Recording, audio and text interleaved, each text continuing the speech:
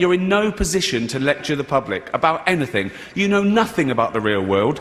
Most of you spent less time in school than Greta Thunberg.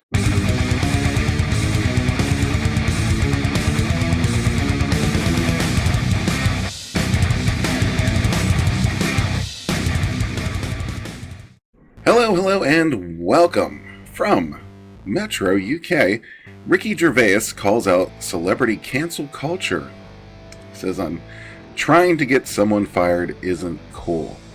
Well. It seems like the more that Ricky Gervais pays attention, the more he is really, his vision is becoming clear. He's understanding what's happening. And he probably understands, particularly because being in the field of comedy, comedy is really under attack right now. And it's been for some time because, as everyone well knows, the best comedy comes from the heart, and it just comes out of all kinds of situations, cultural situations included. Now, I don't know when we reach the point where it's not alright to make fun of people in a joking manner, in good humor, but we're there, and Ricky Gervais is seeing it and calling it out. Come on, look at this face. Look at this face. How can you say no to a face like this? Oh man, yeah. It's fair to say you won't catch Ricky Gervais recording Imagine during lockdown. I think that's quite fair to say. Yeah. He started the year in savage form with his takedown of woke Hollywood at the Golden Globes. Everyone remembers that. That was awesome. If you don't remember that, I got a video. Check it out. And is in a familiar biting mood when it comes to COVID and celebs. Even the threat of cancel culture, which has seen Twitter's outrage mobs ignore the context, nuance, and irony of a comedian's work in an attempt to get them axed, won't rein him in. And that's exactly what I was just talking about at the beginning of the video. These outrage mobs are just the most ridiculous thing I've ever seen. Everyone's got different definition of cancel culture, explained Gervais. He says, if it is choosing not to watch a comedian because you don't like them, that's everyone's right. But when people are trying to get someone fired because they don't like their opinion about something that's nothing to do with their job, that's what I call cancel culture, and that's not cool. And he's 100% correct. Ricky hasn't always been on the, let's say, common sense side of things. He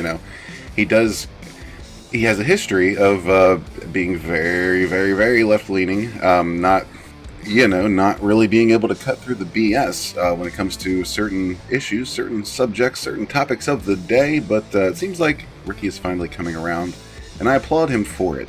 It's not easy to stand against these people, especially when you work in this industry. He says, you turning off your TV isn't censorship.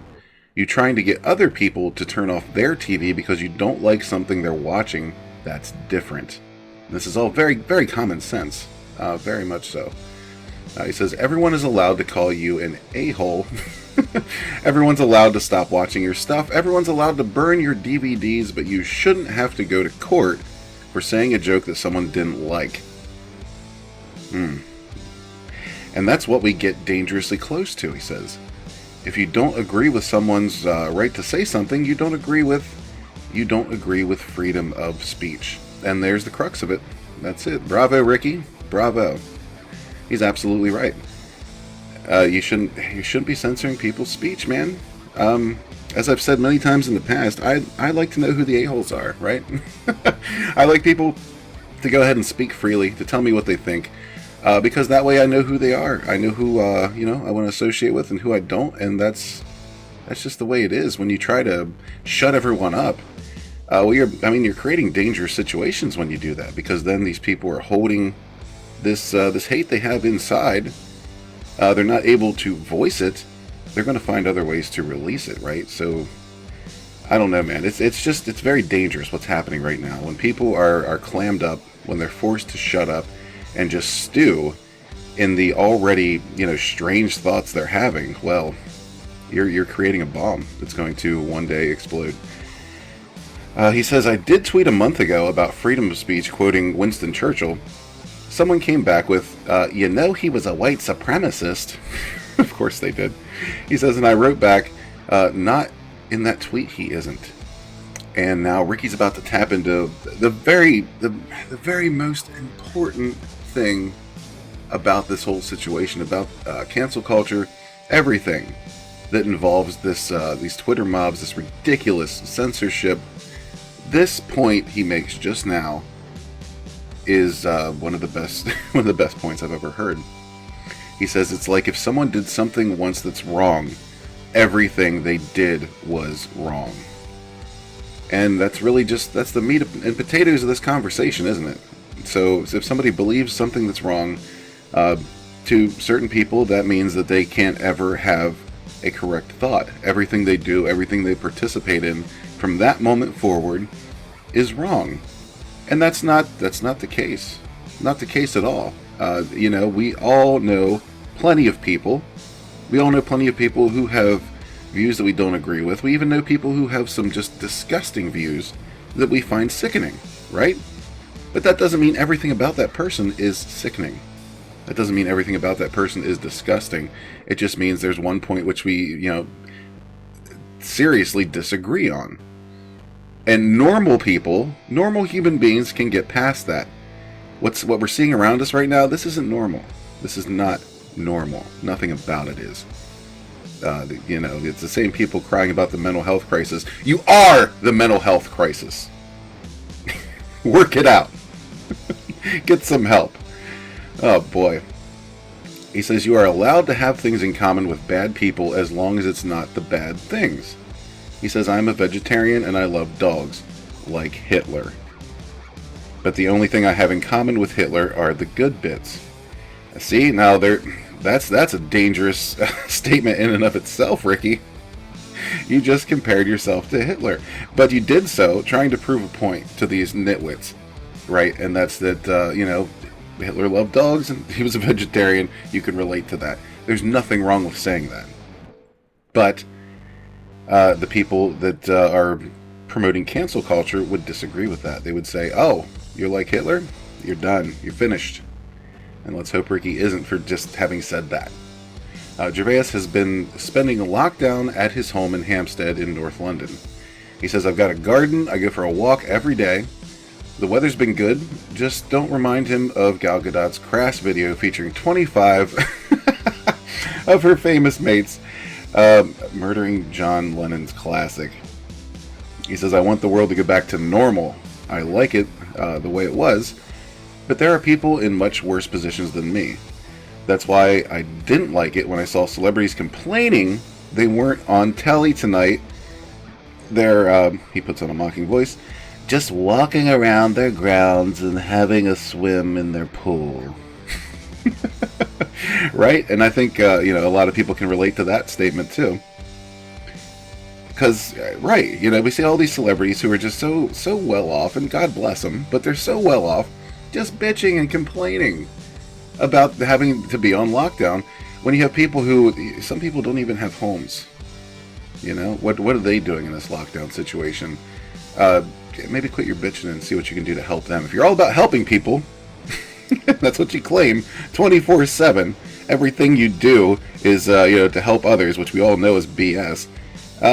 Take a look at some of these people who are having a really hard time and see what you can do. Help a brother out. He says, I don't want to be on that side of history. Now, I hate that line. I hate when people say that. That side of history, the wrong side of history. But, he's a recovering